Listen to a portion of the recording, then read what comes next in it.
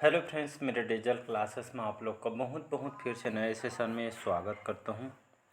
तो पिछले सेशन में जो हॉस्टल मॉडल के जो कंप्यूटर को हम पूरा डिटेल के साथ पढ़ रहे थे। पिछले सेशन में इनपुट डिवाइस, आउटपुट जो जितने भी डिवाइसेस है, इसका एग्जांपल क्या क्या होता है, पूरा हम जो है एनालिसिस किए हैं, पढ़े हैं। नहीं देखे होंगे तो पिछले जो पार्ट जो है इसके अपलोड हो चुके हैं। नहीं देखे होंगे तो यहाँ पे देख सकते हैं। और इसके बाद हम आगे बढ़ेंगे मल्टी प्रोग्रामिंग ऑपरेटिंग सिस्टम, इसके बारे में हम पढ़ेंगे। तो चलिए स्टार्ट है, हमारा 6वां पार्ट है। याद रखिए 5 जो है अपलोड कर चुके कंप्लीट, मैं जो कंप्यूटर के सीरीज़ कराने वाला हूँ। तो स्टार्ट करते हैं। मल्टी प्रोग्रामिंग जो ऑपरेटिंग सिस्टम, ये जो मल्टी प्रोग्रामिंग ऑपरेटिंग सिस्टम के उपयोग करता है, एक साथ कई प्रोग्राम जो है निष्पादित कर सकते हैं। जैसे सीपीयू प्रोसेसिंग यहाँ पे करता रहता है।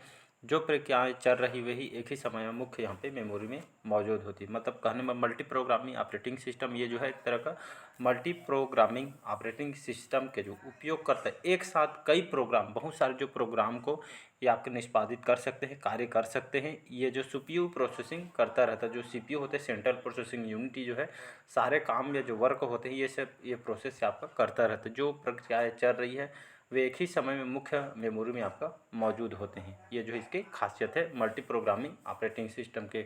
इसके नुकसान क्या है? तो कार्य के लिए इंतज़ार का समय इससे अधिक है और शेड्यूल जो है हैंडलिंग कठिन हो जाता है, इसके जो है नुकसान है। इसके बाद देखते हैं टाइम शेयरिंग। ये आपके एग्जाम में भी क्वेश्चन पूछा है, तो यहाँ पे देखेंगे टाइम शेयरिंग। तो टाइम शेयरिंग या इसको जो है मल्टीटास्किंग ऑपरेटिंग सिस्टम बोला जाता है। तो टाइम शेयरिंग या इसको मल्टीटास्किंग जो है मल्टी प्रोग्रामिंग जो है एक तार्किक विस्तार है। यह एक ऐसी तकनीक है जो एक ही समय में कंप्यूटर सिस्टम को उपयोग करने के लिए कई लोगों को विभिन्न टर्मिनल पर जो है स्थित करती है।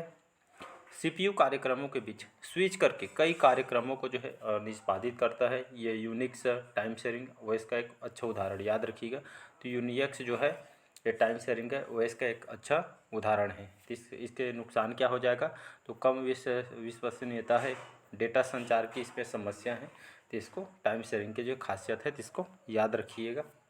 तो ऐसी तकनीक है जो एक ही समय में कंप्यूटर सिस्टम का उपयोग करने के लिए कई लोगों को विभिन्न टर्मिनल पर आपके स्थित करती है। इसके जो है खासियत है। चलिए अगला क्वेश्चन देखते हैं। Distributed operating system. डिस्ट्रीब्यूटेड जो ऑपरेटिंग सिस्टम ये क्या होता है? डिस्ट्रीब्यूटेड ऑपरेटिंग सिस्टम ये विभिन्न कंप्यूटरों या टर्मिनलों पर एक से अधिक ऑपरेटिंग सिस्टम के साथ किसी एक सिस्टम तक पहुंचने के लिए कई उपयोगकर्ता को अनुमति देता है और प्रोसेसर विभिन्न संचार लाइनों के माध्यम से एक दूसरे के साथ ये आपका संवाद करते हैं। इन्हें जो है शिथिल युग्मित प्रणाली के रूप में इसको जाना जाता है। याद रखिए इसके लाभ क्या है? तो संभावित ऑपरेशन, ग्राहकों को बेहतर सेवा, होस्ट कंप्यूटर पर लोड कम हो जाता है और डेटा प्रोसेसिंग में देरी कम हो जाती है। ये है इसके जो है लाभ है। तो इसको याद रखिए, ग्राहक को बेहतर ये सेवा प्रदान करती है। संभावित बहुत सारे ऑप्शन वगैरह यहाँ पे मिलते हैं। तो यहाँ पर इस तरह के यहाँ पे जो है इसके लाभ है, तो इसको याद रखिएगा। चलिए एकल उपयोगकर्ता ऑपरेटिंग सिस्टम। तो इस प्रकार के जो ऑपरेटिंग सिस्टम किसी भी समय किसी एकल उपयोगकर्ता का जो है समर्थन करता है। एकल कीबोर्ड, एकल मॉनिटर का उपयोग बातचीत के लिए किया जाता है। इस ऑपरेटिंग सिस्टम में एकल उपयोगकर्ता द्वारा कई कार्यक्रम भी जो इसमें चलाए जा सकते हैं। उदाहरण के लिए देखें तो विंडोज़ 95, विंडो एक्सपी, ये सभी जो इसके एग्जाम्पल, इसके खासियत है। इसके बाद देखेंगे रियल टाइम ऑपरेटिंग सिस्टम। यह एक डाटा प्रोसेसिंग सिस्टम है। रियल टाइम ऑपरेटिंग सिस्टम क्या है? तो ये जो है एक डाटा प्रोसेसिंग सिस्टम है। इसमें इनपुट्स की प्रक्रिया और प्रतिक्रिया के लिए जो है आवश्यक समय अंतराल छोटा होता है। यह हमेशा ऑनलाइन होता है, जबकि ऑनलाइन सिस्टम को वास्तविक समय की आवश्यकता नहीं होती है। उनका उपयोग वैज्ञानिक प्रयोगों, चिकित्सा इमेजिंग प्रणालियों, औद्योगिक नियंत्रण प्रणालियों, हथियार प्रणालियों, रोबोटों, वायु यातायात नियंत्रण प्रणालियों आदि में इसका जो उपयोग किया जाता है। जैसे एग्जाम्पल के लिए देखेंगे तो VRTX, RT, लिनक्स, जो है लिंक्स, ये सभी जो है इसके अच्छे एग्जाम्पल हैं, उदाहरण हैं। तो इसको याद रखिएगा। ये real time sharing operating system तो एक तरह का आपका जो है डाटा प्रोसेसिंग सिस्टम भी इसको कहा जाता है। इसके बाद देखते हैं, आगे देखते हैं। रियल टाइम ऑपरेटिंग सिस्टम दो प्रकार के होते हैं। तो इसमें जो है हार्ड रियल टाइम सिस्टम, ये सिस्टम में महत्वपूर्ण कार्य समय पर पूरे हो जाते हैं।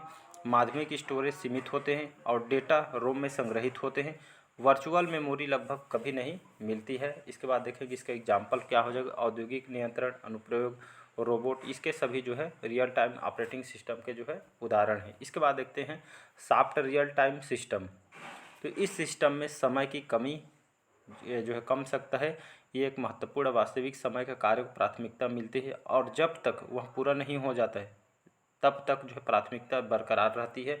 इसके जो है सीमित उपयोगिता है, इसके जो है एक खासियत है। उदाहरण के लिए देखेंगे तो multimedia, virtual reality, advance scientific projects जैसे अंडर सीज एक्सप्लोरेशन और जो है प्लेनेटरी रोवर्स इत्यादि, ये सभी जो है इसके अच्छे उदाहरण हैं। इसके बाद देखते हैं इसके लाभ क्या क्या हैं। तो इसके लाभ हो जाएगी, इसका उपयोग जो है एम्बेडेड सिस्टम में जो है इसका उपयोग किया जाता है। त्रुटि मुक्त के लिए, बेहतर स्मृति आवंटन के लिए जो इसका उपयोग किया जाता है। इसके नुकसान भी देख लेते हैं, इसके क्या क्या नुकसान है सॉफ्टवेयर रियल टाइम सिस्टम के। ये जो है एल्गोरिदम, ये इसके जो है जटिल होती है। इसके बाद देखते हैं एंड्राइड।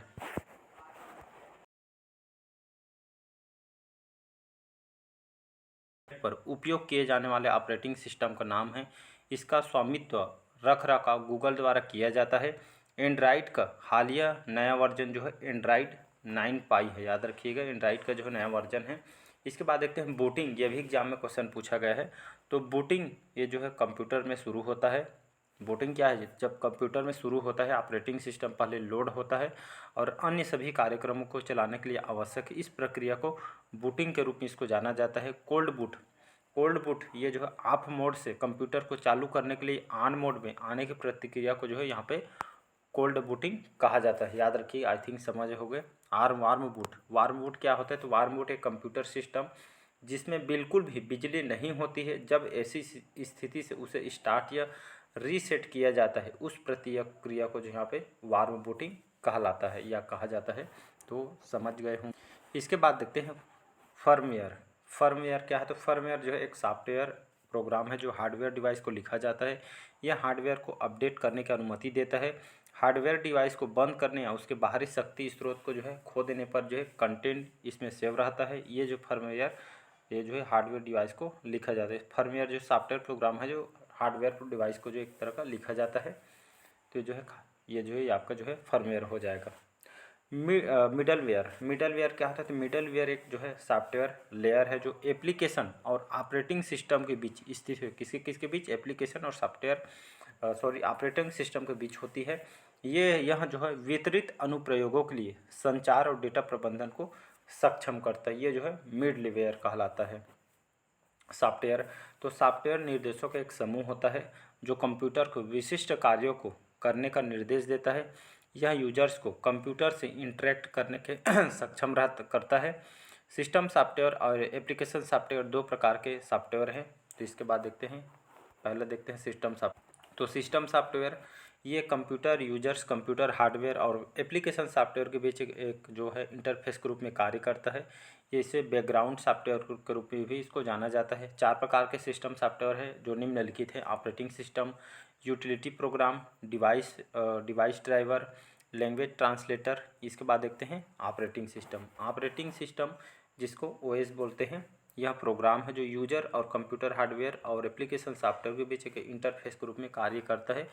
बूट प्रोग्राम के बाद ओएस कंप्यूटर के में जो है अन्य सभी प्रोग्रामों को प्रबंधन करता है। उदाहरण में देखेंगे तो Linux, Unix, Microsoft Windows expo, ये सभी आदि जो है इसके अच्छे उदाहरण हैं। तो इसको याद रखिए। यूटिलिटी प्रोग्राम जो है आपके यूटिलिटी प्रोग्राम कंप्यूटर रिसोर्सेज के प्रबंधन, रख रखाव, नियंत्रण करने में मदद करते हैं।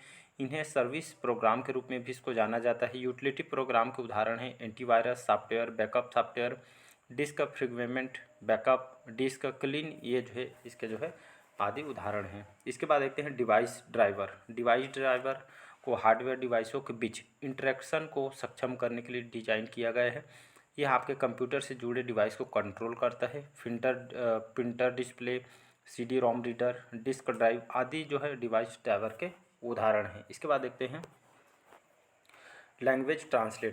Language translator high level language program input को एक समान और मशीन लैंग्वेज प्रोग्राम आउटपुट में बदलता है। ये ट्रांसलेशन के दौरान एरर का भी पता लगाता है और रिपोर्ट करता है। Assembler, compiler, interpreter, language translator जो है इसके प्रकार हैं लैंग्वेज ट्रांसलेटर के, तो इसको याद रखिएगा। तो तो इसमें देखते हैं असेंबलर, यह जो असेंबली लैंग्वेज प्रोग्राम को मशीन लैंग्वेज में परिवर्तित करता है।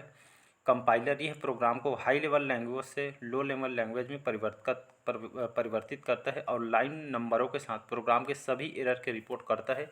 C++ कंपाइलर का उपयोग यहाँ पे करते हैं।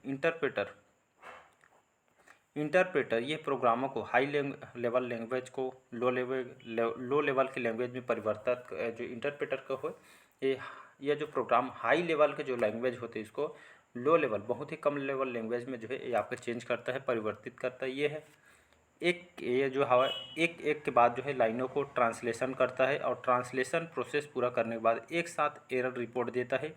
ये कंपाइलर के तुलना में बेहतर एरर निदान देता है। पाइथन बेसिक रूबी इंटरप्रेटर का ये जो है इसमें उपयोग करते हैं जो है इंटरप्रेटर में, तो इसको याद। इसके बाद देखते हैं एप्लीकेशन सॉफ्टवेयर। तो एप्लीकेशन सॉफ्टवेयर एक प्रोग्राम या प्रोग्रामों का एक समूह है जो एंड यूजर्स के लिए डिजाइन किया गया है। यह जो है यूजर्स को जो है डॉक्यूमेंट्स, स्प्रेडशीट, डेटाबेस, एप्लीकेशन बनाना, ऑनलाइन रिसर्च करना, इमेज भेजना, ग्राफिक्स डिजाइन करता है आदि कार्यों को करने में जो है सक्षम बनाता है। दो प्रकार के एप्लीकेशन सॉफ्टवेयर हैं, तो बेसिक एप्लीकेशन सॉफ्टवेयर और जो है स्पेशलाइज्ड जो एप्लीकेशन जो सॉफ्टवेयर है, दो प्रकार के जो है यह का जो एप्लीकेशन सॉफ्टवेयर है। कौन कौन से, एक बार फिर से रिपीट करते हैं। Basic application software, specialized application software. तो बेसिक एप्लीकेशन सॉफ्टवेयर, जो एप्लीकेशन सॉफ्टवेयर को जनरल पर्पज या एप्लीकेशन और प्रोडक्टिविटी एप्लीकेशन के रूप में इसको जाना जाता है। इन प्रोग्रामों को व्यापक रूप से जो है प्रत्येक क्षेत्र और व्यवसाय में उपयोग किया जाता है। Word processor, spreadsheet, database management system और presentation graphics basic application software के सामान्य प्रकार है। उदाहरण के लिए देखेंगे तो माइक्रोसॉफ्ट ऑफिस 2016। इसके बाद देखेंगे स्पेशलाइज्ड एप्लीकेशन सॉफ्टवेयर। तो ये जो है स्पेशलाइज्ड जो एप्लीकेशन सॉफ्टवेयर एक विस्तृत एप्लीकेशन क्षेत्र के बजाय एक जो है स्पेसिफिक कार्य के लिए डिजाइन किए जाते हैं। Graphics program, audio video editor, multimedia creation program, web authoring और virtual reality program specialized software के सामान्य प्रकार हैं। तो ये दोनों का आई थिंक आप लोग को समझ होगा, मतलब समझ गए होंगे। Basic application software, specialized application software को। तो चलिए बाकी जो है आगे को हम नेक्स्ट पार्ट में कवर। कल जो हम पढ़ेंगे कंप्यूटर के लैंग्वेज के बारे में देखें, कौन कौन से लैंग्वेज है, low level language, machine language, ये सभी को यहाँ पे हम पढ़ेंगे कौन कौन से कंप्यूटर के लैंग्वेज है उसको। चलिए आज के सेशन में यही तक रखते हैं और नेक्स्ट पार्ट में हम मिलते हैं। तो जल्द को जो चैप्टर को ख़त्म करने की कोशिश करेंगे, फिर हम जो है MCQ क्वेश्चन यहाँ पे ज़्यादा से ज़्यादा लगाने की हम कोशिश करेंगे। तो मिलते हैं अगले पार्ट में। आज का सेशन यही तक रखते हैं। Thank you.